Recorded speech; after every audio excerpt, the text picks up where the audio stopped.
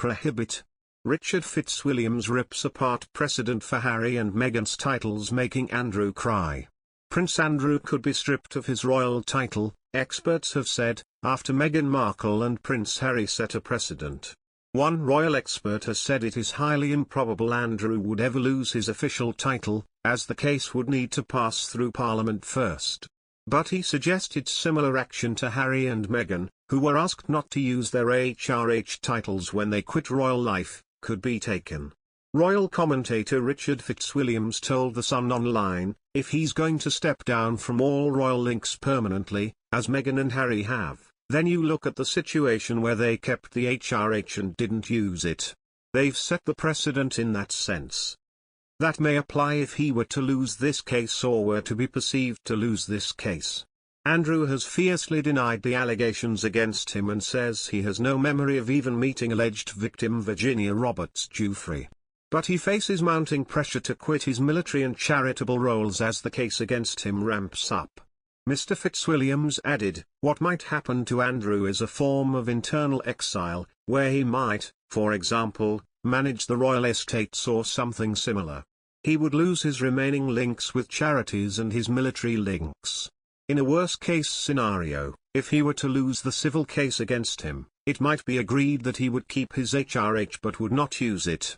Royal courtiers were last week reported to have discussed plans to send Andrew into internal exile, including stopping him using his title and other options, such as giving up all his charity links. The Sunday Times reported royal insiders said it would be difficult to persuade the Queen to take away the title of Duke of York as it was held by her father, George VI, before he became king, and she bestowed it on her favourite son, but he has disgraced that title. One source told publication, if he loses the case, the question is what do you do with him? You can't make him resign like you would a normal person, but he would be asked to put his dukedom into abeyance. In the meantime, he has not attended a single military event since he stepped back from royal duties 2 years ago. And according to reports, officers are now said to have appeared uncomfortable at being asked to drink to the Duke's health at the end of regimental dinners. Meanwhile, Prince Harry lost his honorary military titles after stepping back from his senior royal duties, which left both him and Meghan heartbroken. In an excerpt from Caroline Durand and Omid Scobie's Finding Freedom, the authors explain that leaving the royal family meant that Harry could no longer step into his military uniforms or be addressed by his former titles. The most demoralizing aspect of the New Deal was his being stripped of his honorary military appointments that had been awarded to him as a senior royal, they wrote, according to Marie Claire UK.